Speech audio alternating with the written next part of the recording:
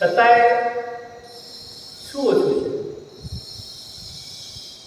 ત્યારે નારદજી આવે, નારદજીને પૂછે, નારદજી કહે કે કેમ ચિંતા ન કરતા?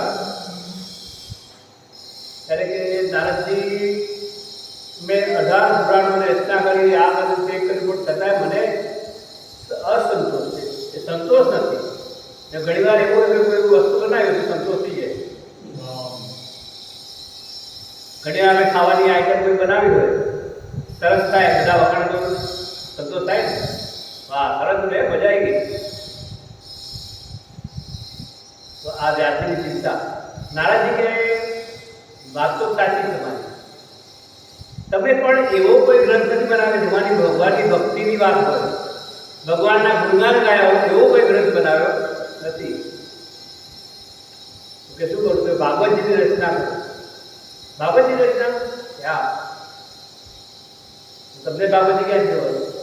નારદ કે હું માનસ પુત્ર તો બ્રહ્માજીનો, અને બ્રહ્માજી મને 4 શ્લોક આપ્યા, આ 4 શ્લોક તમને શીખવાડું, તમે આ 4 શ્લોકમાંથી ભાગવત બનાવો. ત્યારથી તૈયાર થયા. પછી નારદજી કે ઉભા રહો, એક બીજી વાત કરું કે હું કોણ હતો પહેલા ને ક્યાંથી બ્રહ્માજીનો માનસ પુત્ર બનેલી વાત શું કરું? હું નારદ કે પણ આ બધું ભગવાનની ભક્તિને બધે ફરી એકું કારણ કે પહેલા વખતમાં હું દાસીનો પુત્ર હતો. મારી માં દરેકના ઘરે વાસણ, કપડાં અને બધું કામ કરતી, સેવા કરતી, હું એની સાથે હતો અને હું એને થોડી ગલત કરતો. આમ મેં જેના ચિંતા સામાન્ય છે. એવામાં અમારા ગામના સાધુઓનું ટોળું આવ્યું, એટલે 8-10 સાધુઓ કે અમે ચતુર્માસ કરવાના તમારા ગામમાં 4 મહિના સુધી અમારા નદીને ઓળખી જવાય નહીં. આ વ્રતના બધા નિયમ હોય છે. વ્રત હોય ને જે મહિનાનું, અઠવાડિયાનું, એમાં નિયમ હોય. તમે જે આ ભાગવત કથા કરાવો કે કોઈ વ્રત લેવડાવો તો જે પૂજા કરાવો તો નિયમ આપે. બ્રહ્મચારી રહેવાનું, એકવાર ખાવાનું, આ કરવાનું, નદીઓને જવાનું નહીં, ખોટું બોલવાનું નહીં, દિવસે ઊંઘવાનું નહીં. હા, આ પણ અધિક પેલો કરે તો એમાં એવું કરું, અધિક પેલો કરતા હોય તો દિવસે ઊંઘાય નહીં, પરાંગ ખવાય નહીં, પરાંગ એટલે બીજાનો ખવાય નહીં, નદી ઓળંગી જવાય નહીં. મને કે તમે ઈડર તો જતા અધિક વિના, પણ નદી આપણા સામાન્ય વ્યવહાર માટે આપણે જે ચાલે, પણ નર્મદા વગેરે નદીઓ, મોટી નદીઓ છે, એ ઓળંગીને જવાય નહીં. તો વ્રત ખંડિત થયું. તમારું નિયમ રાખવા જોઈએ. દાઢી રાખવી જોઈએ, દાઢી ગળા રાખે ના પાવે ના રાખે, પણ આ બધા નિયમ કરતા મોટો નિયમ એ છે કે તમારા 24 કલાકમાંથી 16 કલાક ભગવાનની ભક્તિમાં 4 કલાક ઊંઘવાના, 4 કલાક ઘરની ક્રિયામાં, 6 કલાક ઊંઘો. આવા બધા ઊંઘાય પણ આ બધા નિયમ પાડો તો તમને પૂરેપૂરું મળે. ચેક ભરો, ચેકના અંદર કેટલી તકેદારી રાખો છો, ટેન્ડર ભરો તો એમાં કેટલી તકેદારી રાખો છો, એમાં એકાદ ચેક પાસ થાય, થોડીક ભૂલ હોય તો વ્રતમાં પણ થોડીક ભૂલ હોય તો એ પણ ભગવાન સ્વીકારતા નથી. આ તો ભોળીઓ હોય તો જવા દે, ચલો ભાઈ માફ કરી દઈએ, તો પૂરેપૂરું માફ તો ના થાય. એટલે ચતુર્માસ કરવા માટે સાધુ ત્યાં રોકાયા, અને એ 4 મહિના દરમિયાન મારી માં એમની સેવા કરવા જતી અને એ સાથે હું જતો. મને જે કથાઓ કરતા ચાલના, મને કથાઓ બહુ ગમતી. જુદી જુદી વાર્તા હોય એટલે ઘણા લોકોને એવી કથા કરે કે જેમાં વાર્તાઓ વધારે હોય, ભજનો વધારે, એ કથા લોકોને ગમે. મૂળ કથા ગણે હવે ગમે નહીં, આ બધી મૂળ કથા. તો એમાં હું કથા સાંભળતો, પણ નારાજી કે નાની ઉંમર હતી ને એટલે વધારે રસ એમાં હોય. કથા પૂરી થાય, આરતી પૂરી થાય, પછી પ્રસાદ મળે, એમાં આનંદ વધારે હોય. આ મંદિરમાં આરતી છોકરાઓ ના હોય, મારા ચોકલેટ રાખે તો લોકો આવે, બાકી સિંગ લાગ્યા હોય તો છોકરાઓ તો બધા થઈ જાય, છોકરાઓને ચોકલેટ જોઈએ. આ એક વસ્તુ છે સમજવાની. એટલે હું કથા બધી સાંભળતો અને એનાથી મને ભગવાન પ્રત્યે પ્રીતિ થાય. 4 મહિના ક્યાં પૂરા થયા ખબર ના પડી, પણ હું કથા હોય એટલે મારી માં મને વળે, કેમ કથામાં જાય, કેમ કથામાં જાય કરે, પણ હું જતો બેસીને કામ કરો. ના માં આ વાર્તા સારી સાંભળી એમ કરતા ચતુર્ભુજ 4 માસ પૂરા થયા, સાધુઓ જતા હતા. પછી હું તો એકલો પડી ગયો, રડવા લાગ્યો. હવે શું કરીશ, કથા ક્યાંથી સાંભળીશ? ભગવાનમાં મન લાગ્યું છું. હવે પ્રસાદની લાલસા ઓછી થઈ ગઈ, પણ પ્રસાદ કરતા ભગવાનની લાલસા વધારે થઈ કે આ આટલા બધા ભગવાન સરસ હોય, વખાણ કરતા હોય તો ભગવાન દેખતા આપણને એ મળશે. આવી ભાવના જાગૃત છે મારા. તો રડવા લાગ્યો ને કેવા લાગ્યું, એક સાધુ દયાવાન લાગ્યો કે બેટા આ મંત્રનો જપ કર અને ભગવાન પ્રસન્ન થશે. નારદજીએ કીધું સારું, અને એમને મંત્ર આપ્યો, ઓમ નમો ભગવતે વાસુદેવાય, દ્વાદશાક્ષર મંત્ર. એ મંત્રનો હું જાપ કરવા લાગ્યો. જાપ કરતા કરતા કરતા સમય ગયો. કોઈ વાર બરાબર જપમાં મંદ લાગ્યું હોય ને માન કે હે બેટા ખા બેસી જા, આ લઈ લે તે લઈ લે, વિઘ્ન નાખે ને એ વિઘ્ન મને સહન થાય નહીં. તો ભગવાનને કોઈ ભગવાન મારી માં મને હેરાન કરે, જો આખો ભાવ બદલાઈ ગયો. કોઈ તમારા ધર્મમાં ભક્તિમાં જો સાથ ના આપે તો એને કબીરજીએ તો એટલા સુધી કહ્યું તમે છોડી દો. ભગવાન કહ્યું જે તમને સાથ ના આપે. તજ્યો પિતા પ્રહલાદ, પ્રહલાદજીએ ભક્તિમાં આવીને નાખતા પિતાનો ત્યાગ કર્યો. પિતા નથી, આ અલગ જ છે. બંધુ વિભીષણ, રાવણ તકલીફ આવ્યો, વિભીષણે લંકા છોડી દીધી. તજ્યો પિતા પ્રહલાદ બંધુ વિભીષણ ભરત મહાતારી, ભરતની માતા કૈકેયીએ ભરતના માટે રાજ્ય માંગ્યું, રામને વનવાસ મોકલ્યા. આ જ્યારે સમાચાર મળ્યા ત્યારથી ભરતજીએ માતાનો પણ ત્યાગ કર્યો. તું મારી માં ન હોઈ શકે, કારણ મારી માં મારું અભિદેવ છે, રામ છે એ જ મારા સર્વસ્વ છે. બાકી રામ તો ભરત અધૂરો છે. ચતુર્ભુજ સ્વરૂપ જ હતું આખું. રામ લક્ષ્મણ ભરત શત્રુઘ્ન 4 જણા. તે તો મારા માટે બહુ ખોટું લાગ્યું. ભરતજી માતા સાથે સંબંધો રાખતા જ નથી બધાને.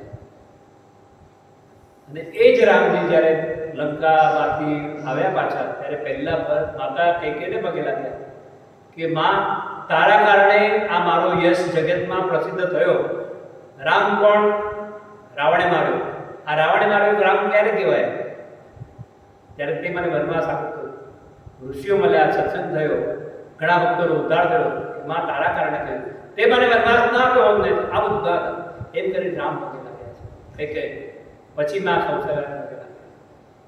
તો આ ધર્મમાં ભક્તિમાં વિઘ્ન નાખતી હતી માં, અને ખોટી વાત બતાવી એટલે ભરતનો ત્યાગ કર્યો.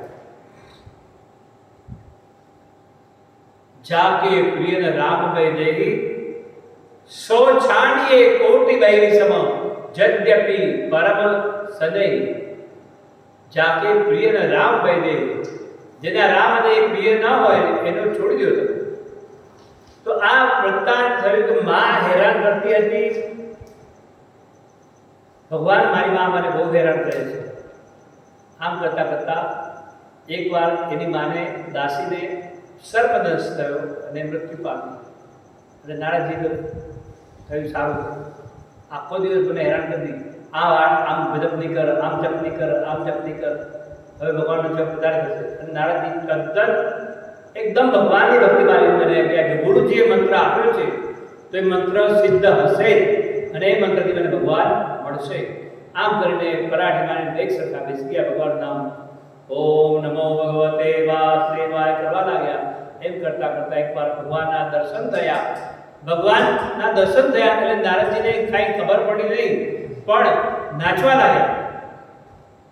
ભગવાન મળ્યા તો દર્શન કરીને પગે લાગવું જોઈએ, પ્રાર્થના કરવી જોઈએ કે વરદાન માગે એવું કીધું માગવું જોઈએ. પણ આ તો ભગવાન મળ્યા કે નાચવા લાગ્યા. બાળક બુદ્ધિ હતી. ભગવાન અંદર સતી ગયા. નારાજી રડવા લાગ્યા. પાછા પડ્યા ચૂપા દેખાયા નહીં. રડવા લાગ્યા, કેવા લાગ્યા ભગવાન મારી શું ભૂલ થઈ, તમે તો દર્શન આપી જતા રહ્યા એમ. ત્યારે આકાશવાણીથી ગુરુનો મંત્ર સાચો છો એ બતાવવા માટે તને દર્શન આપ્યા, તારી ભક્તિ પણ એટલી હતી, દર્શન આપ્યા, પણ આ જન્મની પણ આવતા જન્મે મારા કામને આવી. અને બીજો જન્મ નારદજી કહે છે મારો બ્રહ્માના માનસ પુત્ર તરીકે થયો અને એ ભગવાનના આશીર્વાદ મળ્યા. આજે નિરંતર બધા લોકમાં હું વિચલિત થાઉં છું. કોઈ બીજા નથી, કોઈ પાસપોર્ટ નથી, કોઈ ટિકિટ નથી. વગર ટિકિટ વગર પાસપોર્ટ વગર વિમાને નારાજી બધે સ્વેચ્છાગમન કરી શકે છે. તો ભગવાન આટલા દયાળુ છે અને એ ભગવાનનો તમે ગુણગાન ગાશો ને તો મને જરૂર વિશ્વાસ છે તમારો જે સંદેહ છે, તમને જે અસંતોષ છે એ અસંતોષ દૂર થશે. નારદજીએ પૂર્વજન્મની આ રીતે ભગવાનને વ્યાસજીને વાત કરી. વ્યાસજીએ એ ચતુશ્લોકી ભાગવતમાંથી 18,000 શ્લોકોનું ભાગવત બનાવ્યું. એ ભાગવત બનાવ્યા પછી એમણે થયું કે આ મારું ભાગવત સંભળાવવું પડે. આજે કોઈ તમે બહાર ગયા હો અને બહારથી કોઈ સારી વસ્તુ લઈને આવો તો વિચાર કરો ને કે ઘરે જઈને કોને આપી.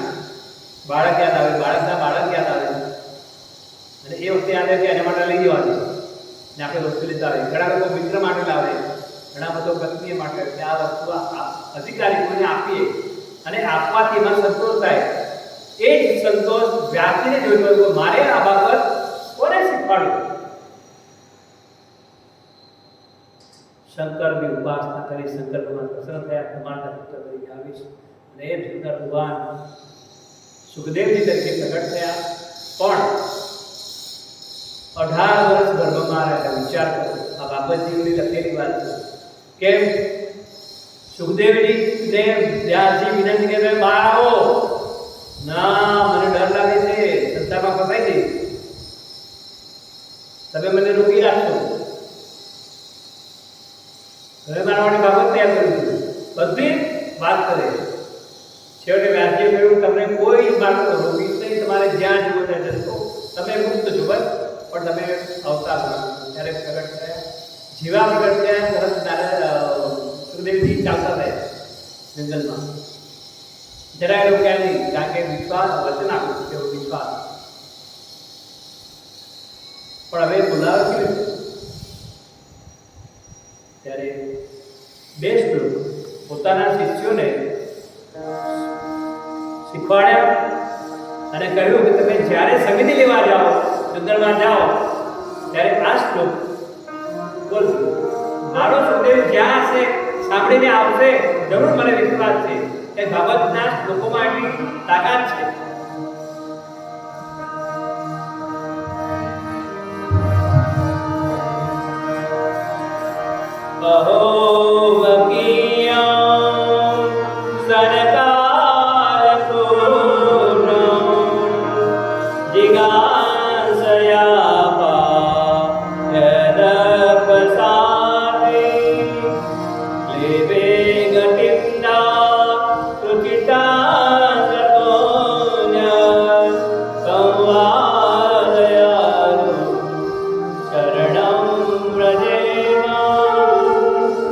ભગવાનના સ્વભાવની વાત કરી છે અને બીજા શ્લોકમાં ભગવાનના સ્વરૂપની વાત કરી છે.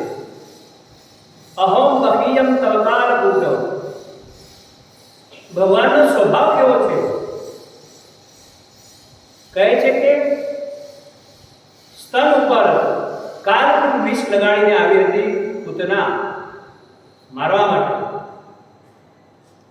પણ એનો ભાવ શું હતો? સ્તનના કાળકૂટ વિષ એટલે ભયંકરમાંથી ભયંકર વિષ લગાડ્યો, પણ ભાવ એનો શું હતો? કે કૃષ્ણને સ્તનપાન કરવા. પછી બીજો ભાવ હતો, ભલે મારવા માટે આવ્યો પણ ભાવ હતો ભગવાનને કઈ સમર્પિત કરવા. આ વૈષ્ણવો છે ને ભગવાનને સમર્પિત કરે છે. ત્વદીય વસ્તુ ગોવિંદ તુભ્યમેવ સમર્પયેત. ભગવાન તમારી આ વસ્તુ છે કે તમને અર્પણ કરું છું. છતાં ઘણી વખત આપણને એમ કે આ મેં આપ્યું. પછી આરતીમાં કહીએ ધન ધન ધન સબ તેરા સ્વામી સબ તુજે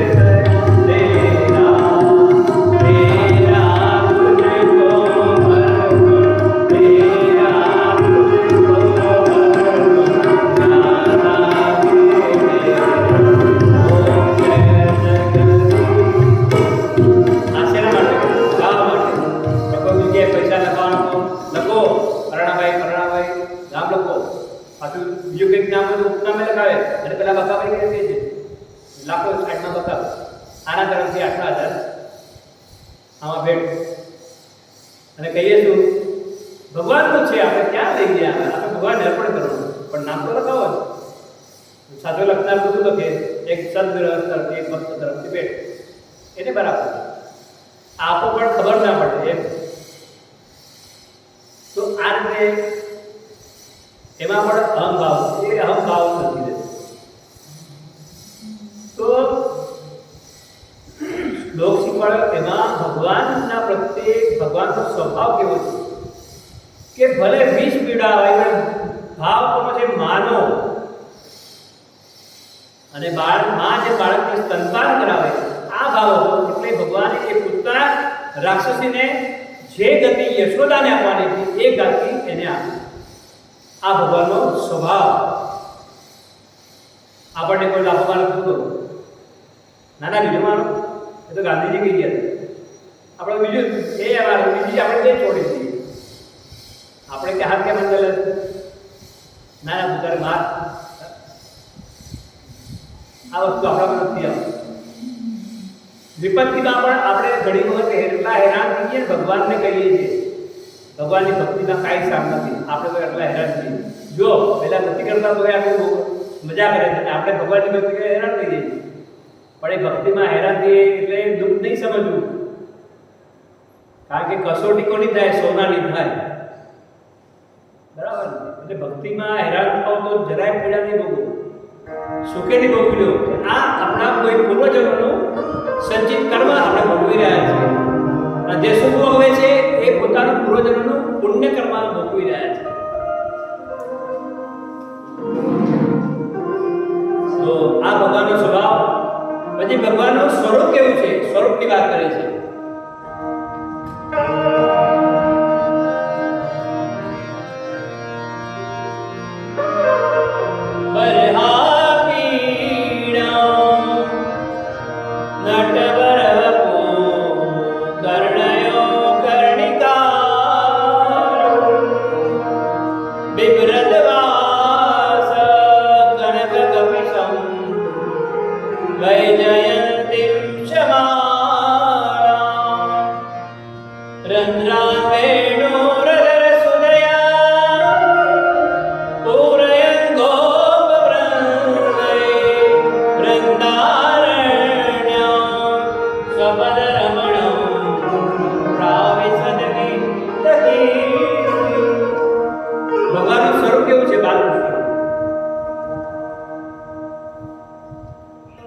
જ્યારે ગાયો ચરાવીને સાંજના ગોધૂળીના સમયે, ગોરજના સમયે ભગવાન આવતા હતા.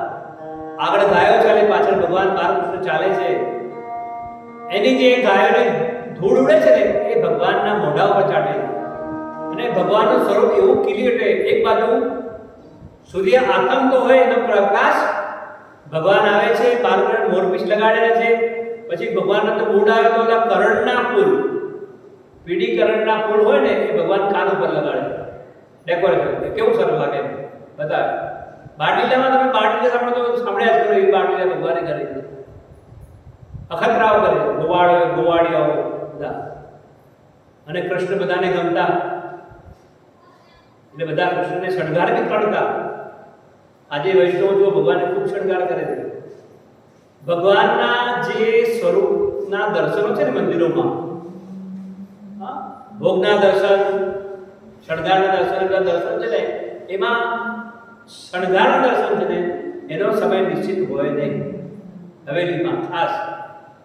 કારણ કે શણગાર જે ભક્ત કરી રહ્યો છે ભગવાનને, ઠાકોરજીને, એને ઠાકોરજી કહે. એ ભગવાનને શણગાર ગમે કે ના ગમે. ઘણીવાર તમે ભગવાનના કાનમાં કુંડળ પહેરાવતા હો ને તો કોઈ કુંડળ પડી જાય, બરાબર લગાડો તોય પડી જાય. અને રોજ લગાડો તો બરાબર, આજે કેમ આજે આવ્યું? પણ આજે એને એક કુંડળ ધારણ કરવા નથી એટલે પાડી નાખો. એ એટલું સુંદર સ્વરૂપ. અને વૃંદાવનમાં ભગવાન જ્યારે ગયા ત્યારે બધાની જે વૈભવ વિલાસ બધાને વૃંદાવનમાં ગયા પછી ઘણા સંકટોમાંથી ભગવાને બચાવ્યા. આ ભગવાનનું સ્વરૂપ. ને આ ભગવાનનું આકર્ષણ. અને આ બે શ્લોક એવા શીખવાડ્યા, આ શિષ્યો બોલતા હતા, એમાં સુખદેવજીના કાને આ શ્લોક પડ્યા અને એ ધ્યાનમગ્ન થઈ ગયા ભગવાનના સ્વરૂપમાં અને ભગવાનના સ્વભાવમાં, કે આવા સરસ ભગવાન અને આટલો એમનો સરસ સ્વભાવ. આ શ્લોક મારે શીખવા પડશે. પછી પૂછ્યું કે આ તમે શ્લોક ક્યાંથી શીખ્યા? અમારા ગુરુ પાસેથી શીખ્યા. આ બીજા શ્લોક શીખવા મળશે કે હા, આવા તો 18,000 શ્લોક છે, હે મારે શીખવા છે. શીખવાડશે? હા, હાલો. જે જતા રહ્યા હતા ને શીખવા માટે બાપા પાસે પાછા આવ્યા. અને જે વ્યાસજીની ઈચ્છા હતી કે મારો પુત્ર શીખે, તો આજે એ સંપત્તિ, કારણ કે યોગ્ય સંપત્તિ યોગ્ય પુત્રને અપાય. એક જગ્યાએ એવું બન્યું, સામે યોગ્ય સંપત્તિ કોને અપાય એની વાત કદાચ ઘણાને ખબર બી હશે. એક વ્યક્તિ મરી ગઈ અને એના 3 છોકરા અને 1 છોકરી હતી. જ્યારે સ્મશાનમાં લઈ જવા લાગ્યા, સ્મશાનમાં અગ્નિ લગાડવાની તૈયારી હતી, ત્યારે ઓલો એક ભાઈ આવ્યો, ઉભા રહો, અગ્નિદા હમણાં દીવાનું નથી. કેમ? આ વ્યક્તિએ મારા પાસે આટલા લાખનું દેવું કર્યું છે, આ દેવું જે ભરે મને પૈસા આપો તો હું અગ્નિદા દીવા દઉં. મોટો છોકરો કે બાપાએ તો કાંઈ જિંદગીમાં અમને આપ્યું નથી. શું કહે? અમારે કાંઈ દેવું ભરીએ નહીં, ભલે જ્યારે લાશ મળ્યું ત્યારે મળે. છટકી ગયો. બીજાએ ના પાડી, ત્રીજાએ ના પાડી. અને આ સમાચાર 2-4 કલાક થયા એટલે આ ગામમાં આવ્યું. આ તો બહાર દૂર જતા વાર લાગે નહીં. બીજા ગામમાં છોકરી પરણાવી હશે, એને ખબર પડી કે મારા બાપની લાશ કે દેવું બાકી હશે લાખ રૂપિયાનું, એટલે અટકાવી છે. છોકરી આવી, મને કીધા સ્મશાન શું થયું કે આ લાખ રૂપિયાનું દેવું છે, મારું ચૂકવો તો તમને અગ્નિદાહ દેવા મળે. 3 છોકરા તૈયાર ના થયા, છોકરી તૈયાર થઈ. કેટલા લાખ દેવું છે? 1 લાખ. દાગીના કાઢ્યા, રૂબા બાંધીને આવ્યો. આનાથી કઈ રકમ થતી જતી હોય તો ઠીક છે, એટલે બીજા તમને આપવા બંધાયેલી છે. એ વ્યક્તિ ખુશ થયો, તાળી પાડી હતી. બધા લોકો વિચારે કે આ સ્મશાનમાં તાળી પાડે છે, કેમ હસે છે? કે મારે આ જાણવું હતું, કારણ કે મારા પાસે સંપત્તિ મૂકી ગયા હતા, બિલ બાળકો કરી ગયા હતા. એમણે કીધું હતું કે મારું જે 4 સંતાનમાં જે યોગ્ય હોય એને મારી સંપત્તિ આપજો. આજે 20 લાખની સંપત્તિ છે મારે આપવાની, પણ કોને આપવાની? પછી મોટો છોકરો દાદા મેં કરશું, બીજો કે અમે ના વધી ગયા, જાઓ પણ નહીં કર્યું. આ સંપત્તિ બધી છોકરીને મળશે. છોકરી બાપનું દેવું કરવા તૈયાર થઈ. ખરો વ્યક્તિ એ છે જે બાપની જીવને શાંતિ પમાડે. અને ખરી સંપત્તિ એ છે જ્ઞાનની. એ બાપને પણ હોય કે મારી સંપત્તિ કોને મળે. વ્યાસજીને એ હતું કે મારો આ ભાગવત કોને ભણાવું? તો મારા દીકરાથી સુખદેવજી વધારે કોઈ શ્રેષ્ઠ છે નહીં. અને જે સુખદેવ જગતમાં પ્રસિદ્ધ કરશે, એનો ફેલાવો કરશે અને એનાથી પૈસા નહીં. આજે તો ભાગવતથી લોકો પૈસા કમાય છે, બંગલા ગાડી વસાવે, કરોડોની સંપત્તિ. કેમ? ભાગવતથી મળે છે. 6થા સ્કંદમાં 6થા અધ્યાયમાં આવ્યું કે આની કોઈ કિંમત જ નથી. અમૂલ્ય પેલા દેવતાઓ આવેલા સ્વર્ગમાંથી એને પાછા કાઢી દીધા. તમે અમૃતના બરાબર ગણો છો? આ ભાગવત અમૃતના બરાબર પણ નથી, એનાથી પણ વિશેષ છે. અને આજે તો ઘરે ઘરે વેચાય છે. લખ્યું છે કળિયુગના દોષોમાં કે કારિતા કળદોબેન કથા સાર થતો હતો. ભાગવતનો સાર ગયો ક્યારે? જ્યારે એ વેચાવા લાગ્યો. બાપજી અમારે ભાગવત બેહાડવી છે, કેટલા લેવો? તમે આ ભાઈને પૂછી લો, મારો સેક્રેટરી. એટલે પછી એ કિંમત તો કે સાથે ડિમાન્ડ એવું કે બાપજીને આ જોઈશે, બાપજીને આ જોઈશે, બાપજીને પ્લેનમાં આવવું પડશે, બાપજીને ઉતારો એસીમાં જોઈશે. આ બધી ડિમાન્ડ. બાપજીનું બાઈક પોતાનું હશે, બાઈકના સાનિધ્ય બાપજીના હશે. પણ ઓલાને તો ના તો સાંભળ્યું ને કે આ બહુ મોટા નામવાળા છે, ભલે કબૂલ કરે ને કથા કરે. આ કથામાં સાર ના હોય, ભાગવતજીમાં લખ્યું. અને જે કથા સાર વાળી હોય, જે નહીં લે એની પાસે તો પડી જાય. દેખાય ને પ્રત્યક્ષ પ્રમાણ. પ્રમાણને કઈ દૂર નથી. અને આ વાત વ્યાસપીઠથી હાચી વસ્તુ બોલવાનો અધિકાર છે. ખોટી વસ્તુ બોલાય નહીં. જ્યાં પૈસા લેવા છે ત્યાં હોલ ભરાઈ જશે, જ્યાં પૈસા નથી લેવા ત્યાં હોલમાં 5 માણસ આવશે. અને એ માણસ એવા આવશે જે ભગવાનના મોકલેલા હશે, જેના નસીબમાં ભાગવત કથા લખેલી હશે તે. અને એક સાચા અધિકારી અહીંયા આવી શકે જેને મૂળ ભાગવત સાંભળ્યું છે. કૃષ્ણ કનૈયા લાલ. અને સુખદેવજીએ ભાગવત સાંભળ્યું અને એ ભાગવત આગળની કથા આવશે. પરીક્ષિત 7 દિવસ નિયમ લઈને સાંભળ્યું. પ્રશ્ન કર્યો તો સુખદેવજી સોમોને મુનિએ કે ચક્રવર્તી રાજા એને ભાગવત સાંભળવા 7 દિવસ ક્યાંથી મળ્યા? આપણે જુઓ કથામાં આવીએ તો અડધો કલાક થાય એટલે ભાઈ હવે જવું પડશે આંટો મારવા. સમય નથી આપણો. સમય છે બીજી વસ્તુમાં, આમાં સમય નથી. તો ચક્રવર્તી રાજા 7 દિવસ નિયમ લઈને કેમ બેઠો? ત્યારે કહે છે કે આ જે કથા છે ને એ મહાભારતના યુદ્ધના છેલ્લા દિવસથી 18મા દિવસથી આ કથા ચાલુ થાય. તો આ પુરુષાર્થની આ કથા હતી ભાગવતજીની, મહાભારતની, કે 18મા દિવસે યુદ્ધ પૂરું થયું. દુર્યોધન મરણ પથારીએ છે, જીવ જતો નથી એનો. એનો મિત્ર આવ્યો અશ્વત્થામા કે તમારો જીવ કેમ નથી જતો? કે મને રહી રહીને એક જ વસ્તુ યાદ આવે છે કે મેં 100 માર્યા, હું મરવા પડ્યો, પણ એક પાંડવ મર્યો નહીં. એક પણ મર્યો તો એમ થાય કે ચલો ભલે 100 માં એક તો મર્યો.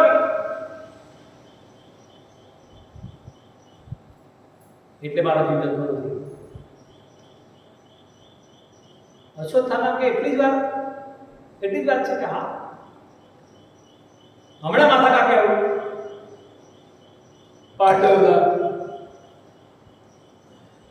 અશ્વત્થામાએ વિચાર કર્યો કે 18 દિવસ પૂરા થઈ ગયા, યુદ્ધ પૂરું થઈ ગયું, એટલે પાંડવો શસ્ત્ર માથા ઉપર બધું ઉતારીને સૂઈ ગયા. હું જઈને મારી નાખીશ, શસ્ત્ર હોય તો મને મારશે ને. આ વિચાર અશ્વત્થામાને આવ્યો કે પાંડવો શસ્ત્ર લઈને સૂઈ ગયા, જઈને મારી આવી જશે, પછી ગયું આનું કામ પૂરું થઈ જીવે જશે. પણ અંતર્યામી સમસ્તાનામ ભાવમ જાનાતિ માનવમ. અંતર્યામી જે ભગવાન છે ને દરેકના મનની વાત હંમેશા જાણતો હોય છે. ભગવાને જાણ્યું કે અશ્વત્થામાના આ વિચારો છે. અહીં આ તરફ યુદ્ધ પૂરું થયું એટલે પાંડવો હસતો મળ્યો, વિજય થયો એટલે હસતો હોય થોડો. પછી બધા એક એક આ શસ્ત્ર બાજુ આ બધું ઉતારવા લાગ્યા.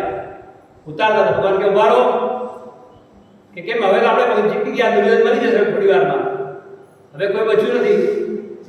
18 અક્ષરના બધાની દેશ સાફ થઈ ગઈ, કાલથી તો રાજગાદી સંભાળવાની છે. ભગવાન કે ઉભા રહો, 18 દિવસ પૂરા થયા છે, 18 રાત પૂરી થઈ નથી. 18 રાત એટલે આજની રાત છે ને, આખરી રાત છે, ત્યારે 18 દિવસ પૂરા થયા કહેવાય. ભગવાને કીધું એટલે એમાં કોઈ હશે મહત્વ. શસ્ત્ર બખ્તર સાથે બધા સૂતા. અહીંયા અશ્વત્થામા જે વિચાર કરીને આવે તો એ વિચાર ઊંધો પડ્યો. ભલભલાની બાજી ભગવાન ઊંધી પાડે. ધાર્યો કઈ ને કરે કઈ. અને ગયો તલવાર લઈને મારા જોયો તો બધા કવચ બધા સાથે ગયા ઉઠીતા છે શસ્ત્ર સાથે. એકને મારા જશે, બીજો જાગશે, મને મારી નાખશે. ચૂપચાપ ત્યાંથી બીજી છાવણી તરફ ગયો. વિચાર કર્યો કે શાસ્ત્રમાં એવું લખ્યું છે કે આત્મા વૈ પુત્ર નામાસી. પુત્ર એ પિતાનો આત્મા છે, બરાબર. આ શાસ્ત્રનો ઉપયોગ મૂર્ખના હાથમાં આવે તો દુરુપયોગ કરે. આ મૂર્ખ છે, એના હાથમાં આવે દુરુપયોગ કરે. એણે શું વિચાર્યું? પાંડવ તો પાંડવના છોકરા અને બીજા છાવણીમાં પાંડવના છોકરાઓ છૂટા હતા. એ લોકો તો એ પહેલાં જ કંઈ બધું બત્યું એટલે એ લોકોએ શસ્ત્ર બધા ઉતારીને છૂટા. આ અશ્વત્થામા નીચ બુદ્ધિ શાસ્ત્રનો દુરુપયોગ કરી અને એ પાંડવના છોકરાના માથા કાપી નાખી, બાંધી ફોટકામાં અને દુર્યોધન પાસે આવ્યો. દુર્યોધનને કે હા જો પાંડવોના માથા લઈ આવ્યો, આત્મા પુત્રના વાસી. તમારું કોઈ જગ્યાએ સંકલ્પમાં પૂજા કરવા બેસો, નામ બોલે શું બોલે? બરાબર નામ બોલે કે સંકલ્પમાં તમારું નામ બોલો તો નામ આપણું નામ બોલવાનું બેટા. ફલાણાનો દીકરો હું, એમ પછી નામ બોલે. સંસ્કૃતમાં એટલે બોલાય ફલાણાનો દીકરો હું. મને ઘણા લોકો એમ કે તમારું નામ હરેશભાઈ શાસ્ત્રી એટલું વાળી બોર્ડમાં લખો છો. અરે નથી લખતા, હરેશભાઈ ગિરિજાશંકર શાસ્ત્રી કેમ લખો છો? બાપા હતા એમના સંસ્કાર છે તો આજે બેઠો છું, એમના માર્ગે ચાલવું મારે લખવું જરૂરી છે. તો ઘણા લખે ફલાણા જી એડ એવું લખે નહીં. બાપા નામ મોટું નહીં કરવાનું, બાપા એમ લાંબુ રાખવાનું. તો જેવા પોટકા મૂક્યા માથાને નીચે ચગદાઈ ગયા. તરત જ દુર્યોધન બોલ્યો કે અશ્વત્થામા આ શું છે? કોના માથા છે? પાંડવોના. હોય જ નહીં. મારી ગદાના પ્રહારમાં ભીમસેનના માથામાં 10 વાર કરું તો એને વાતું વળતું નહોતું. બે મારા વજનથી તૂટી જાય, ચકરાઈ જાય. સાચું બોલ. ત્યારે કે શાસ્ત્રમાં લખ્યું છે કે આત્મા એ પુત્રના માં છે, એટલે પુત્ર એટલે પિતાનો આત્મા છે પુત્ર, એટલે પાંડવ એટલે પાંડવના છોકરા. અને આ જ્યારે શબ્દ વાપર્યો ત્યારે દુર્યોધનને એક બાજુ દુઃખ થયું, હર્ષ થયો અને એક બાજુ શોક થયો. અને મહાભારતમાં એવું લખ્યું છે કે એને એવું વરદાન હતું કે જે સમયે તને હર્ષ અને શોક સાથે થશે એ દિવસે તારું મૃત્યુ. અને અત્યારે એને હર્ષ બી થયો. હર્ષ એનો થયો કે પાંડવના છોકરા મારા નિમિત્તે મરાય, અને શોક એ થયો કે કાલે પાંડવના છોકરાઓ મારું શ્રાદ્ધ કરે, તર્પણ કરે તો મારું કાકા તરીકે પિંડદાન મૂકત કે પાણી જળ તર્પણ કરે, એમાંથી પણ હું ગયો નિર્વંશ ગયો. આવું એને થયું એટલે આમાં પાણીમાંથી પણ ગયો. હવે મારું કોઈ શ્રાદ્ધ બી નહીં કરે, તર્પણ બી નહીં કરે, એટલે એને શોક થયો. 2 વર્ષો સાથે એનો પ્રાણ ચાલે. અહીંયા આ તરફ અશ્વત્થામાને પકડી લાવવા છોકરાઓ મરેલા સવારે જોયા. દ્રૌપદીએ અર્જુનને લડવા લાગી એટલે અર્જુન બધા ભેગા થયા. તો અર્જુન કે ભગવાન ચાલો. કે કેમ? તમે તો હજી મારા સારથી છો, ચલો. ભગવાન કે જવું જ ક્યાં? પણ કે મને ખબર, તને ખબર છે. જેનો સારથી હોય ને એને ખબર છે આને ક્યાં મારી રીતે ક્યાં જવું, લઈ જાય. ભગવાન ચાલ્યા. અશ્વત્થામા આગળ દોડતો દેખાયો. અશ્વત્થામા રથમાં હતો. જોયું કે અશ્વત્થામા છે મારા, બીજું કોઈ નથી. તો અહીંયાથી બાણ છોડી પહેલા અશ્વત્થામાએ બ્રહ્માસ્ત્ર બાણ છોડ્યું. કેમ? મારી નાખવું. હવે ભગવાન કે જેમ જો બ્રહ્માસ્ત્ર આવે છે એને આપણે અપમાન નથી કરવાનું, એટલે અર્જુને સામે બીજું શસ્ત્ર છોડી અને પાછું પડે પોતાના માથું. એક જ ગુરુના 2 શિષ્ય, એકના પિતા હતા, આનો તો શિષ્ય હતો, પણ ગુરુએ અર્જુનને વિદ્યા વધારે શીખવાડી હતી. શસ્ત્ર છોડતા અને વાળતા બંને શીખવાડી હતી. એટલે અશ્વત્થામાને ખાલી છોડતા જ આવડતું, વાળતા આવડતું. અર્જુનના માથામાં 2 બ્રહ્માસ્ત્ર થયા. પછી તો કોઈ રસ્તો નહોતો. દોડીને જઈ પકડી લીધો એને, રથ સાથે બાંધીને ઘરે લાવ્યા અને દ્રૌપદી આગળ યુદ્ધના આવ્યા. પ્રતિજ્ઞા કરી હતી અર્જુને, બારી નામ ત્યાં હું બળી મરી. પ્રતિજ્ઞા કરી હતી એને મારવા છે. હવે પ્રતિજ્ઞા કેવી બોલી? દ્રૌપદી કે છોડી દો આને. કેમ? મારા તમે 5 પતિ જો, મારા તમારે સંતાન થશે, પણ આની માને તો આ એક જ દીકરો છે, જીવનનો આધાર છે, બાપ પણ નથી, અને આપણા ગુરુનો પુત્ર છે અને બ્રાહ્મણ છે, છોડી દો. બીજી બાજુ દુર્યોધન કે નહીં, મારવાનો, છોડી દેવાનો. પછી હવે શું કરું? હવે જો વિદ્વાન માણસના હાથમાં શાસ્ત્ર આવે તો એ સદુપયોગ કરે. ત્યારે એવું લખ્યું છે શાસ્ત્રમાં કે બ્રાહ્મણનું અપમાન કરો આ સાંભળવા જેવી વાત છે. બ્રાહ્મણનું અપમાન કરો, બ્રાહ્મણને તિરસ્કાર કરી કાઢી મૂકો, બ્રાહ્મણની શિખાછેદ કરો, આ બ્રાહ્મણની હત્યા બરાબર પાપ છે, હત્યા બરાબર ગણાય. એટલે પછી આ શાસ્ત્રનો સદુપયોગ કરી અને અર્જુને શિખા છોડી મળી લઈને છોડી દીધી. છતાં પણ આ દુષ્ટ માણસ પોતાની વૃત્તિ ભૂલતો નથી. એને વિચાર કર્યો, ધ્યાન કર્યું તો એને ખબર પડી કે અભિમન્યુની પત્ની ઉત્તરામાં ગર્ભ છે, હજી પાંડવનો વંશ ચાલુ છે, તો મારે આ વંશ રાખવો નથી. એને જીવતો જોડે છતાં પણ દુષ્ટ બુદ્ધિ એને ઉત્તરાના ગર્ભ ઉપર બ્રહ્માસ્ત્ર છોડ્યું. ઉત્તરા ભગવાન જ્યારે જતા હતા દ્વારકા ત્યારે દોડતી આવી, મારું રક્ષણ કરો ભગવાન. શું થયું? પરિસ્થિતિ બતાવી. વિચાર કરો, આ પાંડવ કુટુંબની ભગવાન પ્રત્યેની ભક્તિ કેટલી. જે ભગવાન કૃષ્ણ યશોદાના માના મુખમાં નથી આવ્યા, સાંભળવા જેવી વાત છે, યશોદા માના મુખમાં નથી આવ્યા, પ્રગટ થયા છે. એ ભગવાન આજે ઉત્તરાના ગર્ભમાં પ્રવેશ કર્યો. વિચાર કરો આ ભક્તિ કેટલી. અને એ પ્રવેશ કરી અને જે બ્રહ્માસ્ત્ર હતો એને ખલત કદમ કરી નાખ્યું અને અભિમન્યુની પરીક્ષિતની રક્ષા કરી. પરીક્ષિતની રક્ષા કરી. આ પરીક્ષિત જ્યારે સમય થયો, જન્મ થયો ત્યારે પરીક્ષિત એવું નામ પડ્યું. ચક્રવર્તી રાજા દશરથ બધું થયું. ભગવાને જ રક્ષા કરી દીધી. એને કોણ માની છે? અને હવે જતા હતા ભગવાન ત્યારે કુંતા માતા આવ્યા, પગે લાગ્યા. ભગવાન કે ભાઈ બા તમે પગે કેમ લાગો છો?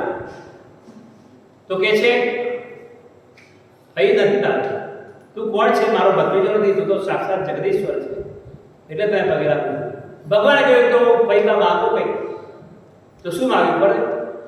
પદક સંતના સત્સવ. ભગવાન હંમેશા મને દુઃખ આપો. કેમ? અમારે જ્યારે દુઃખ આવ્યું ત્યારે તમે અમારા હાથ સાથે રહ્યા, દુઃખ આવ્યું ત્યારે તમે સાથે રહ્યા. હવે બધું સુખ આવ્યું તમે અમને છોડી જાઓ, એટલે એમને દુઃખ જોઈએ હંમેશા. અને એ ભગવાન આશીર્વાદ આપીને ત્યાંથી ચાલ્યા. અને ત્યારબાદ અશ્વત્થામા મોટા થયા, પાંડવો રાજગાદી ભોગવી, ધૃતરાષ્ટ્ર અને ગાંધારીની સેવા કરતા હતા. વિદુરજી આવ્યા, વિદુરજીએ જ્ઞાનનો ઉપદેશ આપ્યો અને એ ઉપદેશ લઈને ગયા. ધૃતરાષ્ટ્ર અને ગાંધારી દેહ છોડ્યો, બધાનો મોક્ષ કર્યો. ત્યાર પછી એકવાર અર્જુન ગયેલા દ્વારકા. તે સમયે ભગવાન દ્વારકાથી ચાલ્યા ગોલોકમાં. ભગવાનની જે પરિવાર હતો એ તો એરકાના ઝાડ એકબીજાને મારીને મરી ગયા, પણ સ્ત્રીઓ હતી એનું રક્ષણ કરવા માટે અર્જુને કહ્યું કે આ સ્ત્રીઓને યોગ્ય ઠેકાણે મૂકી દે. ભગવાન ગયા, આ લઈને જતા હતા તો કાબાઓએ અર્જુનને માર્યા, આ સ્ત્રીઓનું પણ લૂંટ કરીને બધું કર્યું. કારણ કે અર્જુન જે ચાલતો હતો, અર્જુન જે બળ હતું એ ભગવાનનું બળ ના, એ બળ આજે જોયું નિસ્તેજ બન્યો આવતો હતો. અપશુકનો ઘણા થયા. અહીંયા દૃષ્ટિને અપશુકન થાય છે કે આવું કેમ બને છે? આવ્યા તો સમાચાર મળ્યા ભગવાન જો ગયા તો હવે આપણે પણ રહેવાની જરૂર નથી. હિમાલય હાડ કાઢવા ચાલ્યા અને હાડ કાઢી દીધો. છેવટે યુધિષ્ઠિરનો અંગૂઠો મળ્યો. કેમ? એક વાર બોલેલા, ખોટું પણ નહીં અને સાચું પણ નહીં. ખોટું બોલવાથી કેટલા દોષ લાગે છે. તમારું પુણ્ય, તમારા જપ, તમારું તપ, તમારો પાઠ, તમારો સ્વાધ્યાય, એક વાર ખોટું બોલો તો બધું તમારું નિષ્ફળ જાય છે. અર્જુન યુધિષ્ઠિર તો ખાલી શું બોલ્યા હતા? જ્યારે યુદ્ધમાં દ્રોણાચાર્યને મારવા હતા એટલે યુક્તિ કરી કે દ્રોણાચાર્યનું ધ્યાન હટશે કેમ?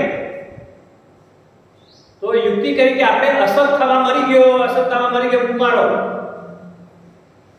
અશ્વત્થામા નામનો હાથી હતો, એ હાથીને મારી નાખ્યો પાંડવો.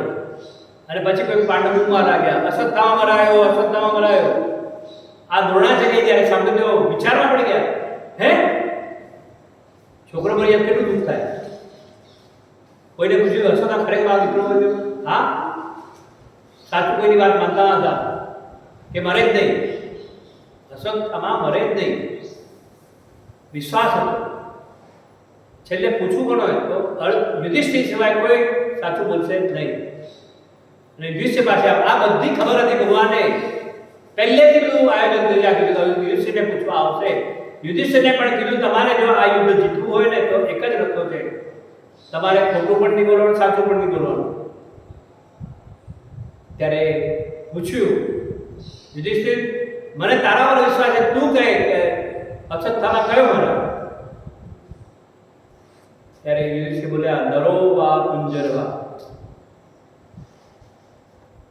ખાલી સાચું પણ નહીં અને ખોટું પણ નહીં આટલું બોલ્યા હતા અને સ્વર્ગારોહણમાં એમના પગના અંગૂઠો ગળી ગયો.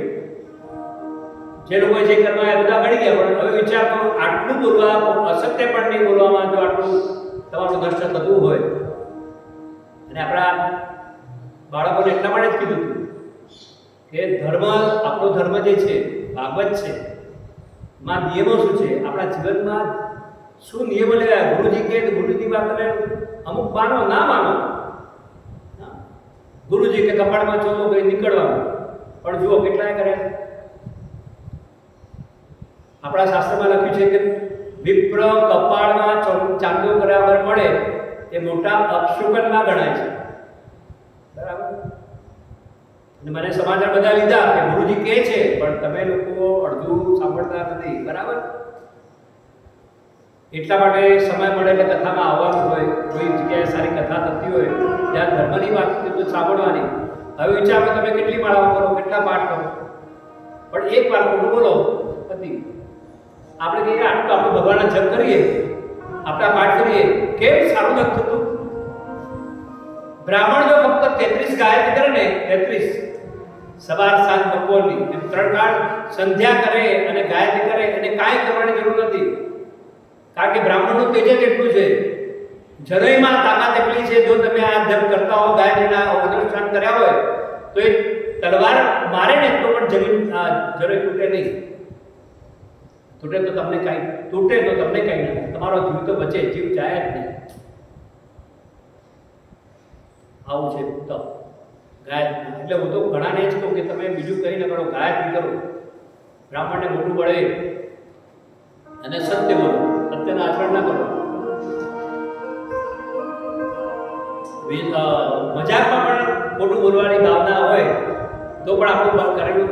આટલી આ કથા તમારું આવું ને આ કથાનું ચાલુ, આમાં યુધિષ્ઠિરનો પગનો અંગૂઠો ગળી ગયો. કેમ? ખોટું લઈને સાચું નહીં બોલાતો. હવે ખોટું બોલ્યા તો શું થાય? શ્રાપ. સ્વર્ગમાં પ્રવેશ મળ્યો પણ કૂતરાને ના પાડી, સાથે શ્વાન હતું. સ્વર્ગમાં શ્વાનને આવવા નહીં મળે તો યુધિષ્ઠિર કે આ શ્વાને અમારી જિંદગીભર અમારો સાથ આપ્યો છે, અમારું રક્ષણ કર્યું છે, એને આવવાનો અધિકાર ન હોય તો મારે પણ તમારું સ્વર્ગ જોઈતું નથી. જ્યારે પાછા પડ્યા ત્યારે તરત જ એ શ્વાનમાં જે ધર્મરાજા હતા પ્રગટ થયા અને ખૂબ ખુશ થયા કે વાહ, હું ધર્મ રાજા હતો, તમારી પરીક્ષા કરવા માટે તમારા સાથે રહ્યો. તમે ક્યાંય ડગલું ચૂકો છો, પણ તમે ક્યાંય છેલ્લે આ ડગલું પણ તમે ચૂક્યા નથી. તમારો જય હો. અને જગતમાં જ્યાં સુધી જગતમાં પૃથ્વીમાં ચંદ્ર સૂર્ય હશે ને ત્યાં સુધી યુધિષ્ઠિરનું નામ લેવાશે. અને એ યુધિષ્ઠિર ત્યારબાદ પરીક્ષિતને રાજ સોંપ્યું હતું. પરીક્ષિત રાજા બન્યા, ધર્મનું આચરણ કરતા હતા. પણ એક વાર વડીલોનો ખજાનો જોવાની ઈચ્છા થઈ એમને. એટલે ખજાનો જોતા હતા અને સાથે માણસ હતો એ કહેતો હતો મંત્રી કે આ અમુક જગ્યાએ યુદ્ધ કરી, એમાં જગ્યાએ શસ્ત્ર, આ અલંકાર, આ વસ્તુ, આ બધી વસ્તુ કહેતો હતો. એમ કરતા કરતા આગળ આવ્યા, એક મુકટ જોયું. સરસ મુકટ હતો, આમ આંખને ગમી જાય. તો કે આ તમારા દાદા દુર્યોધને, અરે ભીમસેનજીએ મારા જરાસંધને, એ જરાસંધ મુકુટ છે. એ જરાસંધને ભગવાન સાથે 18 વાર યુદ્ધ કર્યું, એવો પ્રતાપ એને મળવાનો, આ બધી વાત કરી. અને આ મુકુટ એને ગમી ગયું. પરીક્ષિત બીજું કંઈ ના કર્યું, આ કર્યું. અને આની જે શરૂઆત થઈ ત્યારે ભગવાન જ્યારે યુદ્ધ કરતા હતા ત્યારે ભગવાનનો નિયમ હતો, પાંડવોની સાથે રહ્યા હતા, જે રાજા તમે દાસ બનાવો, મારી નાખો કે દાસ બનાવો, એની કોઈ સંપત્તિ લેવાની નહીં.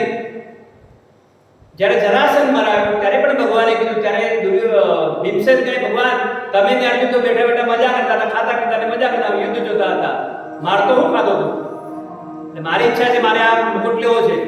ના પાડી, ઘણી વાર ના પાડી. પહેલી વાર ભગવાનની વિરુદ્ધમાં ભીમસેન ગયા, આ મુકુટ મારે જોઈએ છે. ભગવાન કે ભાવિ પ્રબલ છે, ભાવિમાં જરૂર હતી મુકુટની. ભગવાને કહ્યું લઈ લે. એ મુકુટ આજે પરીક્ષિતે માથા પર 2 મિનિટ પહેર્યો, પહેરતાની સાથે બુદ્ધિ ભ્રષ્ટ થઈ ગઈ, કલયુગ પ્રવેશ થઈ ગયો. હું શિકાર કરવા જાઉં, કોઈ દિવસ શિકાર ના કરતો, એ દિવસે શિકાર કર્યો. ત્યારબાદ તરસ લાગી એટલે ઋષિના આશ્રમમાં ગયો, પાણી માંગ્યું. તો ઋષિ તો ધ્યાનમાં હતા એટલે પાણી જોઈએ નહીં. હા, ઋષિ ધ્યાનમાં હોય પાણી આપે ના આપે ને? કે આપે? અત્યારના ઋષિ આપે, ઓલો ઋષિ ના આપે. આને ગુસ્સો આવ્યો. હવે જુઓ, એક વસ્તુ બીજાની પાપ કર્મવાળાની વ્યક્તિની મોગટ ફેર્યો તો શિકાર કરવાનો વિચાર આવ્યો, ગુસ્સો આવ્યો અને ગુસ્સામાં એણે અપવ્રત કૃત્ય કર્યું. એક માં સાપ મરણ લઈ ગળામાં નાખી દીધો. એનાથી પણ ઋષિ જાગૃત થયા નહીં, ત્યાંથી ચાલે. આ સમય ઋષિના આશ્રમથી ત્યાંથી નીકળ્યો. કોઈ છોકરાઓએ ઓલા શૃંગી ઋષિને કહ્યું તારા પિતાના ગળામાં કોઈ સાપ માર્યો છે. આને તો મારા બાપાના ગળામાં સાપ મરી ગયા મારા બાપા, એમ સમજીને દોડતો આવ્યો અને ગુસ્સામાં જેને મારા બાપાના ગળામાં સાપ નાખ્યો એને તક્ષકના કારણે 7મા દિવસે મૃત્યુ થાય. આ સાપ, આ છોકરો, એનામાં આટલી તાકાત ક્યાંથી આવી સાપ આપવાની? પિતાના પુણ્યના કારણે આ છોકરામાં તાકાત આવી. ઘણીવાર એવું બને કે જે છોકરાનો કંઈ ભણ્યો ન હોય, જે છોકરો કોઈ ખોટું ના ભણ્યું પણ છતાં પણ એનામાં આ વસ્તુના ગુણ આવે તો સમજવું કે આ પિતાના સંસ્કાર છે, એના વારસદારી છે, એ એનામાં. વેદ શીખવો, વેદ શીખવાનું મન કોને થાય ખબર છે? પુણ્ય હોય તો થાય, નહીં તો ના થાય. ઘણા છોકરા પડતા હોય, તમને અહીંયા આવવાનું મન થાય, નિયમમાં રહો છો, કેમ રહો છો? કે આ વસ્તુ તમારા નસીબમાં લખેલી છે, તમારું પુણ્ય છે તો તમે સંસ્કૃત છો. કારણ કે સંસ્કૃત એ દેવની ભાષા છે, એટલા માટે ગુરુ છે. એટલે જે ગુરુ કહેતા હોય, કારણ કે ગુરુથી વધારે કોઈ નથી. 4 પગથિયા છે, બરાબર? આપણે ડાયરેક્ટ ભગવાન પાસે જઈએ છીએ, બરાબર? 4થા પગથિયું, પહેલું પગથિયું માં, બીજું પગથિયું પિતા, ત્રીજું પગથિયું છે ગુરુ અને ચોથું પગથિયું છે ભગવાન. તમે 3 પગથિયા છોડીને 4થા પગથિયે ચડવા જાઓ તો શું થાય? પડો નીચે તો શું કરવાનું? Step by step. અને એ જે સ્ટેપ બાય સ્ટેપ ચાલશે ને એટલે જીવનમાં કોઈ દિવસ પડવાનો વારો નહીં આવે. બીજાને પાડશે પણ પોતે નહીં પડે, પોતે ઉપર ચડશે. એટલે આથી આ આવ્યા ને તો આ વસ્તુ આજને નિયમ લેવાનો, ગાયત્રી કરવાની, સાચું બોલવાનું અને 4 પગથિયા સ્ટેપ બાય. પહેલા માતા, પિતા, ગુરુ, પછી ભગવાન. આ 3 કર્યા પછી જો તમે ભગવાનની માળા કરશો તો ભગવાન તરત સ્વીકારશે. તો આ ના પડેલી જે મુકટ પહેર્યો તો એમાં આજે ક્રોધ આવ્યો, ગુસ્સો આવ્યો, આ થયું. અને આ બાળકમાં તપ નહોતું પણ એના પિતાનું તપ હતું એટલે એને શાપ આપ્યો. 7મા દિવસે તક્ષકના કારણે મૃત્યુ થાય. પછી રડતો હતો એટલે બાપા જાગી ગયા. ઓલા પાણી માંગ્યું તો એમાં સમાજ ના થાય, પણ છોકરાનો રડવાનો અવાજ આવ્યો તો સાંભળ્યું, કારણ કે બાળકનો મોહ પોતાનો એટલે જાગૃત થયા. શું થયું બેટા, કેમ રડે છે? તમારા ગળામાં સાપ છે. ક્યાં છે સાપ? ફેંકી દીધું.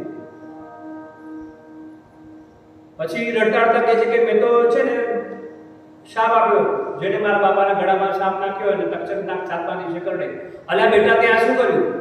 ધ્યાન કરીને જોયું તો આ તો પરીક્ષિત રાજા હતા, ચક્રવર્તી જે કલયુગ ઉપર જેને શ્રવણ કર્યું હતું, કલયુગને દંડ આપ્યો હતો, એ પરીક્ષિત રાજા ધર્મનું રક્ષણ કર્યું હતું. આને તો બચાવો ને મરી ના થાય. જ્યાં જઈને કહી આવો, તરત ગયો.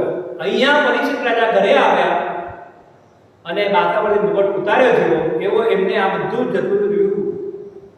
જે પાપ શાપ બધું બચાવો ખરા બધા બધું જતું રહ્યું કે પાપીનો મુગટ હતો. ઘણા રાજાઓને મારીને એ રાજા બદલેલો. ભગવાન સામે 70 વાર યુદ્ધ કર્યું. વિચાર કરો, એવો જરાસંઘ હતો. તો આ જેવો મુગટ ઉતાર્યો, વિચારો બદલાઈ ગયા. અરે મેં આજે શું કર્યું? યાદ આવ્યું, મેં શિકાર કર્યો, મેં ઋષિનું અપમાન કર્યું. અને જે માણસ પહેલી વાર ભૂલ કરે ને એ ભગવાન આગળ માફી માંગે, ભગવાન સ્વીકારે અને કહ્યું કે મને મારા પાપની સજા આજે જ મળવી જોઈએ. આ કીધું ને બહાર નીચેથી બૂમ મારી ઋષિએ કે રાજા સાવધાન થઈ જા, આજથી 7મા દિવસે તને તક્ષક નાગ કરડશે અને તારું મૃત્યુ થશે. અને તક્ષક નાગ કરડે એ માણસ મરી ન જાય, બળીને ભસ્મ થઈ જાય. આપણે કથામાં આવશે, તમે આવો કે ના આવો સાંભળી લો. તક્ષક નાગ જ્યારે કર્ણદંશ દેવા જાય છે, એક બ્રાહ્મણના રૂપમાં જતો હતો. જ્યાં ભાગવત પૂરી થવાની 7મો દિવસ હતો, એક કોઈ ઋષિ બીજ સામે માણસ બ્રાહ્મણ મળ્યો. એ બ્રાહ્મણને પૂછ્યું કે ક્યાં જાય છે? એટલે કે આજે કથા પૂરી થાય ને 7મા દિવસે તક્ષક નાગ કરડશે પરીક્ષિતને, અને એનું ઝેર હું ઉતારીશ, મને દક્ષિણા મળશે. એટલે પછી કે તને કેટલી દક્ષિણા જોઈએ છે? કે મને આટલું તો જોઈએ છે. તો તક્ષક નાગ બનેલો જે હતો ને એ કહે છે કે તને એનાથી ડબલ આપો. તરત જ જે આપવા ધારણા કરી તેને ડબલ સોનામાં આપી કે હવે તું પાછો વળી જા. કેમ? પણ મારે તારી વિદ્યા જોઈ છે. કે મારો પછી એને કહ્યું કે હું પોતે તક્ષક નાગ છું, કે હું આ ઝાડને દંશ દઉં છું, તું એ ઝાડને 9 વાર લવિત કરે તો હું જાણું કે તારી વિદ્યા બરાબર. અને બ્રાહ્મણના મંત્રમાં તો તાકાત હોય, હા હોય કે નહીં? સિદ્ધ કરેલા હોય મંત્ર. એણે દંશ દીધો. આ બ્રાહ્મણે મંત્ર લીધું, પાણી લીધું હાથમાં, મંત્ર બોલી અને એ ભસ્મ ઉપર નાખ્યું. એ ભસ્મમાંથી ઝાડ પાછું 9 પર લવિત થઈ ગયું. પહેલા આપ્યું થઈ ગયું. ત્યારે આ તક્ષકને બી ખબર કે આ મારો ગુરુ છે. દક્ષિણા મળી એટલે બ્રાહ્મણ પાછો ગયો. હવે વિચાર કરો, બ્રાહ્મણના મંત્રમાં આજે જ વાત થઈ કે મંત્રને બ્રાહ્મણ ક્યાં ને આપ્યું? મંત્રને. અને ભગવાન કોને આપ્યું? મંત્રને આપ્યું. બ્રાહ્મણ મંત્ર બોલે તો સોપારીમાં ગણપતિ આવાય ને સામે બોલે ગણપતિને આવવું પડે કે નહીં? હા, પછી પૂજા થઈ જાય ગણપતિ ત્યાં તો દેવગણા સર્વે તમારા સારે જતા રહે. અને યજમાન ભાવથી પૂજા કરે, ભેટે મૂકે, બરખાય, બધું મૂકે, તમારું જીવન નિર્વાહ ચાલે. પણ ક્યારે? એ તમારામાં મંત્રમાં તાકાત છે. આવા એટલે સામે બોલો ત્યારે, બીજું કોઈ બોલે ના ચાલે. બ્રાહ્મણ બોલે તો થાય. બ્રાહ્મણના મંત્રમાં તાકાત છે. આ પરિસ્થિતિએ શ્રાપ અંગીકાર કર્યો. જે બધું હતું એ પોતાના પુત્ર જન્મેજયને રાજધાની સોંપી અને બીજે દિવસે ગયો. આ ઋષિ બેઠા હતા ત્યાં અને બધાને પૂછે છે કે આજથી 7મા દિવસે મારું મૃત્યુ છે, તો મારે શું કરવું? અને 7 દિવસ જ કેમ? આપણા વાર કેટલા? આપણને નક્કી ખબર છે કે કયા દિવસે મૃત્યુ છે? 7મા દિવસે વાર કરે ને તો એ જ છે કે આપણે 7મા દિવસે જવાનું તો તૈયારી રાખવાની. મારા પિતા શ્રી એમ કહેતા કે જે સાથે આવવાનું છે ને એ વસ્તુનો તું મોહ નહીં રાખતો, એ ભેગું નહીં કરતો. સાથે આવવાનું નથી એનો મોહ નહીં કરતો, જે સાથે આવવાનું છે એનો મોહ કરજે અને એ ભેગું કરજે. તો આજના સમયમાં પણ એ મારા સંસ્કાર છે કે આજે હું જે ધર્મ કરું છું, જે ધર્મ પ્રચાર માટે કરું છું, જે સત્સંગ કરું છું, જે કથા કરું છું, એ પુણ્ય ઉપાર્જન થાય છે અને એ પુણ્ય મારા સાથે આવવાનું છે. એ વસ્તુ આપણે સ્વીકાર કરીએ. કારણ કે બીજું બધું કોણ? બાપ. એમના સંસ્કાર છે, એમના સંસ્કારથી આપણે આ બધું કરીએ છીએ. આ જીવતો દાખલો છે, બાકી આપણી પાસે કંઈ નથી. તમારામાં જે સંસ્કાર છે તે પણ તમારા માતા પિતાના સંસ્કાર છે. પછી ત્રીજા ગુરુ સંસ્કાર આપણે એ ભેગા કરી અને આગળ વધજો. ભગવાનનો તમને પૂરેપૂરો સાથ મળશે. બધા સવાલ જવાબ કરે છે, શું કરું, કોઈ કે આ કરો, કોઈ કે આ કરો, કોઈ કે આ, બધા વિચારો એકમત થતા નથી. એટલામાં એક 18 વર્ષના સુખદેવજી તમને આવી રહ્યા છે. એનું તેજ એટલું હતું ને, બધા સભા ઋષિઓ મોટા મોટા બધા લોકો ઊભા થઈ ગયા. સુખદેવજી મહારાજ કી જય. આવ્યા, બેસાડ્યા. બીજા ઈશારો કર્યો કે આપને પૂછો. એમને પૂછ્યું. સુખદેવજી કહે છે કે કરતો તો છે, શ્રીમદ ભાગવતની સત્તા સાંભળીએ તો મોક્ષ થાય, અને આ સર્વદંશ કરવાથી જે દોષ લાગતો હોય, અપમૃત્યુ કહેવાય, એ ન થાય. બાબાજીની કથા સાંભળો. આ સંભળાવી વાત કરી પછી સુખદેવજી પરીક્ષા કરે છે. ભાગવતજીમાં વર્ણન છે બધું. તારે રાજ્ય જોઈતું હોય તો આ દેવની ઉપાસના કર, આજીવન ચિરંજીવ થવું હોય તો આ દેવની ઉપાસના કર, આ વસ્તુ જોઈતી હોય તો આ વ્રત કર, આ કર. બધા રસ્તા બતાવ્યા. ગુરુ પરીક્ષા કરે છે કે આ શિષ્યને શેમાં લાલચ લાગે છે. પણ પરીક્ષિત બધાની ના પડે. મારે આમાંથી કાંઈ જોઈતું, મારે ચિરંજીવ પણ નતો, મારે તો મોક્ષ જોઈએ, કે મને આ 7 દિવસે કથા સંભળાવો. અને એ કથા સંભળાવવાની સુખદેવજીએ ચાલુ કરી.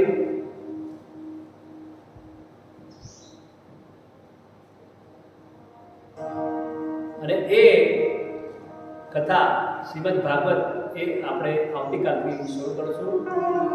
7 દિવસના નિયમ લઈ અને પરીક્ષિતે કથા સાંભળી.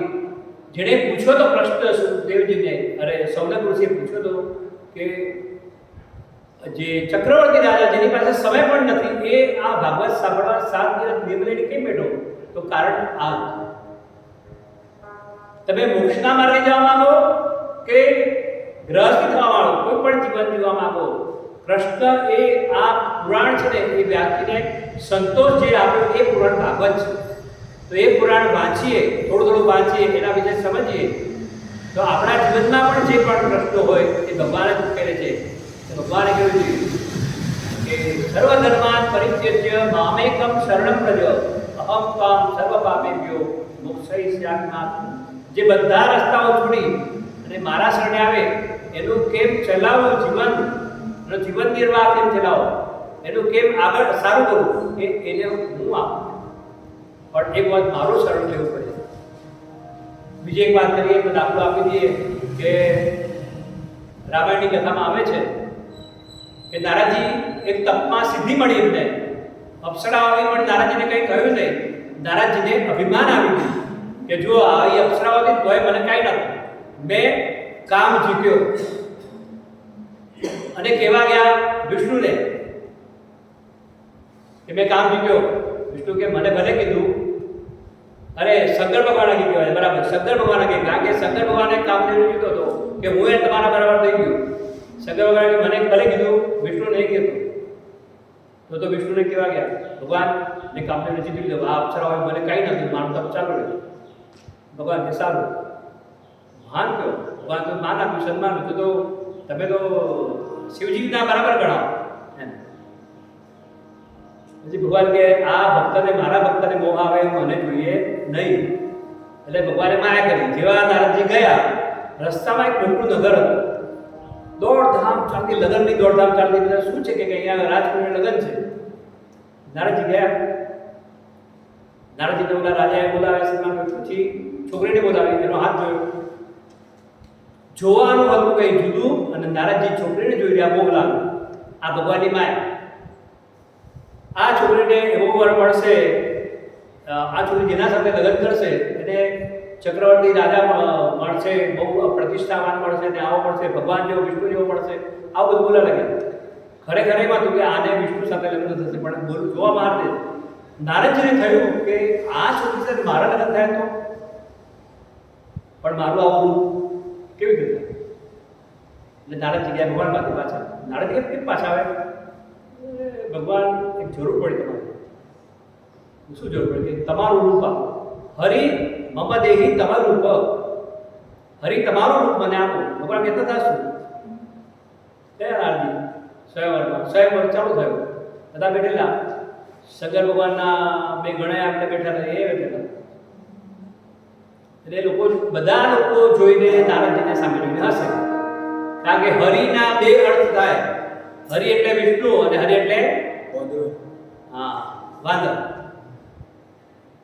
ભગવાને કોનું રૂપ આપ્યું? વાંદરાનું. કારણ કે એનું કલ્યાણ કરવું છે. ગુરુ હંમેશા કે ભગવાન હંમેશા તમારું કલ્યાણ જ કરે, ખરાબ કરે નહીં. જ્યારે તેમના ચરણે જાઓ ત્યારે. અને પછી તો લગ્ન થયા ને એટલામાં વિષ્ણુની જે મૂર્તિ હતી એ કન્યાએ વિષ્ણુની મૂર્તિ ઉપર માળા ચડાવી દીધી. ભગવાન પ્રગટ થયા, લઈને જતા રહ્યા. એવો ગુસ્સો આવ્યો, ભગવાનને શાપ દઈ દીધો. જેમ તમે મને પત્ની વિયોગ કરાવ્યો છે ને એમ તમારે પત્ની વિયોગ થાય. અને પછી જે સ્વરૂપ તમે મને આપ્યું છે એ સ્વરૂપ તમારું મિલન કરાવે. આ ભગવાને શાપ અંગીકાર કર્યો. રામ થયા, 14 વર્ષ વનમાં ગયા, એમાં સીતાજીનો વિયોગ થયો. વાદળોએ હેલ્પ કરી અને ભગવાન અને સીતાજી મળ્યા. બરાબર? આ કેટલા કૃષ્ણ કનૈયા લાલ કી, કૃષ્ણ ગોવિંદ ગોવિંદ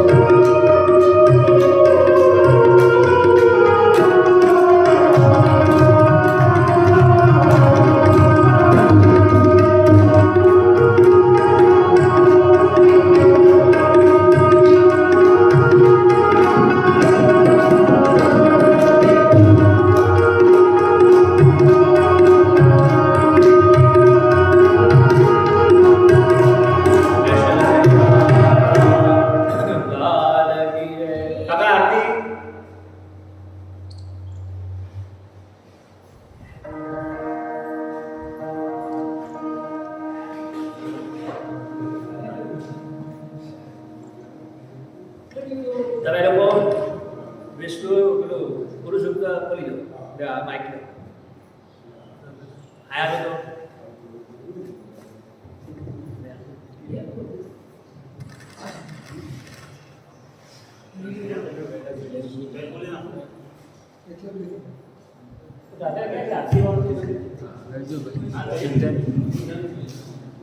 આમાં બોલી દઈએ.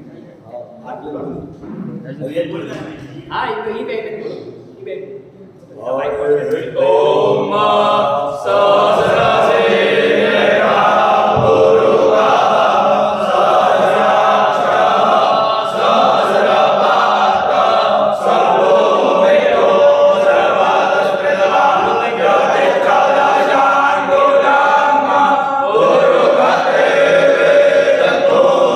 Jai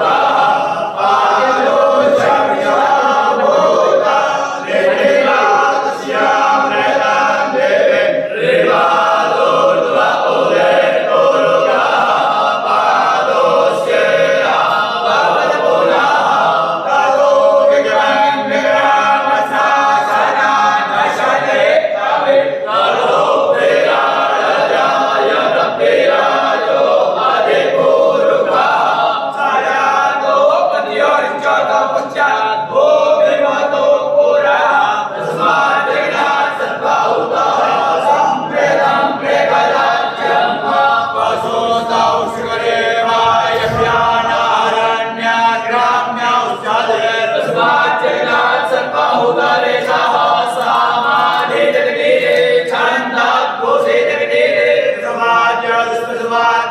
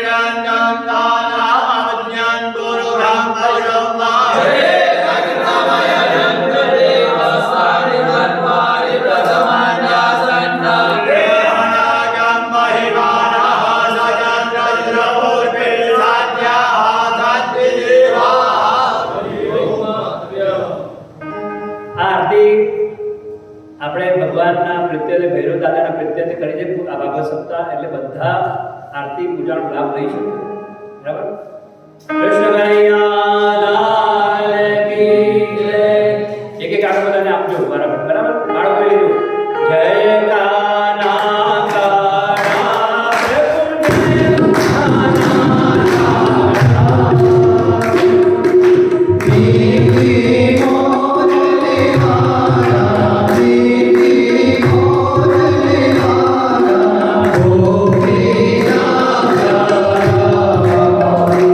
Om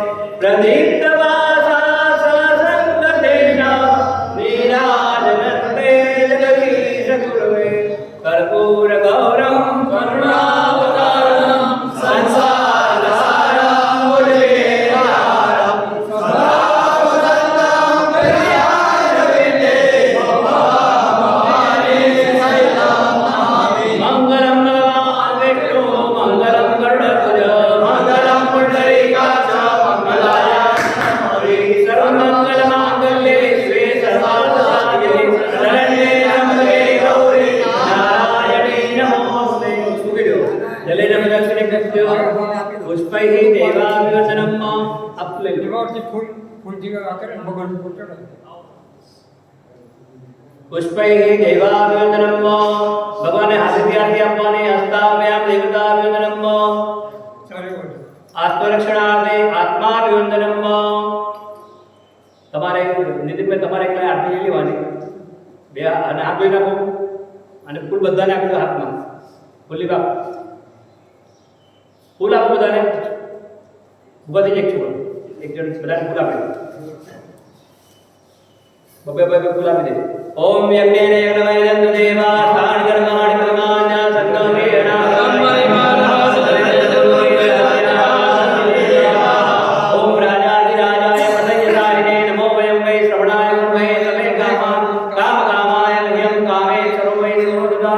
कुबेराय वै श्रवणाय महाराजाय नमः हरि ओम स्वस्ति साम्राज्यं भोज्यं स्वाराज्यं वैराज्यं पारमेयं राज्यं महाराज्य महाधिपत्यमय समस्तपर्याय सर्वभौम सर्वाविनां दादापराध पृथिवी समुद्रपर्यन्ताय एकराड्वे तदपेशस्तोको विगतो मर्दः परेष्ठारो मर्दस्यावसङ्ग्रहे आविक्षितस्य कामं प्रय विश्वे देवा समाधिति नाना सुगन्धपुष्पाणि रुद्रालं भवानि च पुष्पाञ्जलिर्यागं ग्रहाणं परमेश्वरं रणकुले मंत्रपुष्पाञ्जलिं समर्पयामि एक મારી રિક્વેસ્ટ છે અને એક મારી કેટલા વર્ષોથી બાબતમાં નિયમ છે કે આરતી થાય એટલે ઊભા થઈ અને એક બે મિનિટ કેટલી 50 સેકન્ડ કદાચ લાગશે રાષ્ટ્રગીત ગાવાનું એટલે ઊભા થઈ જવાનું આપણે રાષ્ટ્રગીત બોલી અને પછી આરતી તરીકે અહીંયા આવીને આરતી લઈ લેવાની અને ફૂલ ચડાવી દે ભગવાન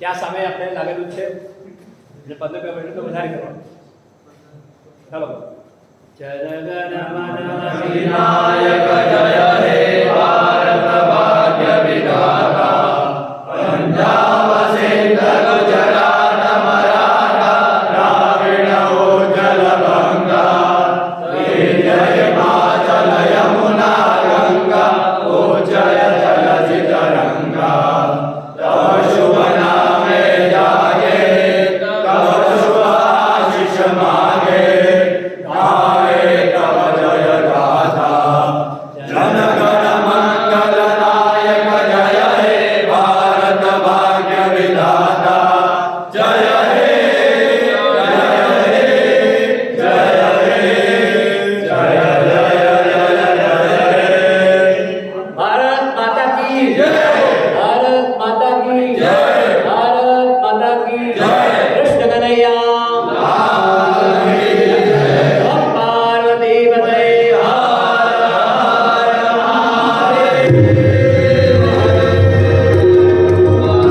ફૂલ ચડાવો ને આરતી લેવો બધા અને પ્રસાદ ભાઈ થાળી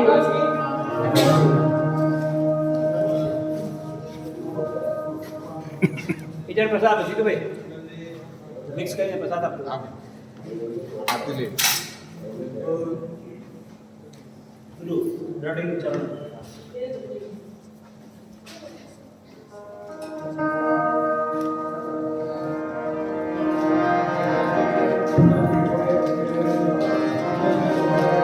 રડઈન ચરણન કેરો ભરોસો રડઈન ચરણન કેરો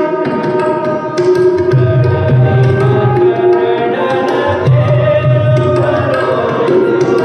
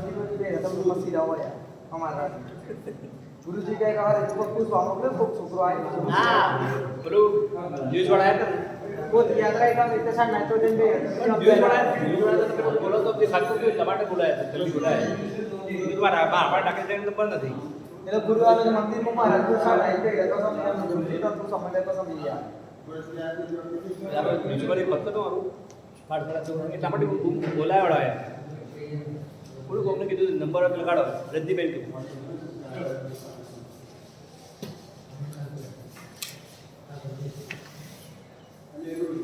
કલક શાસ્ત્રી ઉપર નીકળો સાઈડ ઓ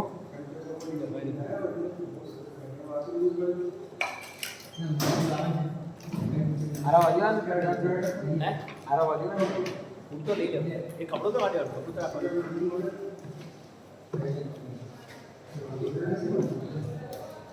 ગુરુજીએ પાસ મોકલ્યો ને જે પેલા ઋષિને આપણે બીજું બેન શું રાખ ધીરે ધીરે કેવા જાય છોકરા આવો ને તો આવો મજા આવે થોડી ટાઈમ મળી કાઢતા મજા આવે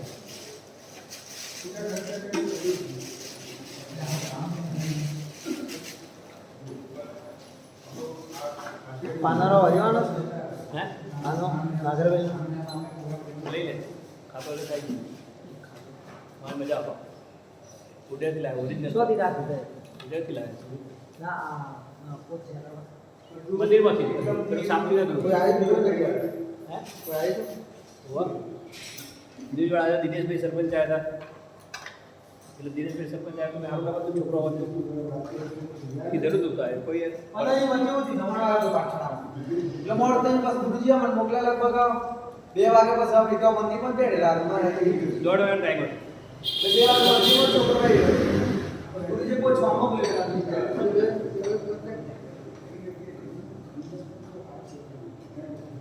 આ લોકો ફોન કરતા હતા और बंदर से मारा तो अच्छा चल ચલો આ સાડા હું જવતા મોબાઈલ કયો तर बंद कर दे वीडियो आ वीडियो मोबाइल आ बंद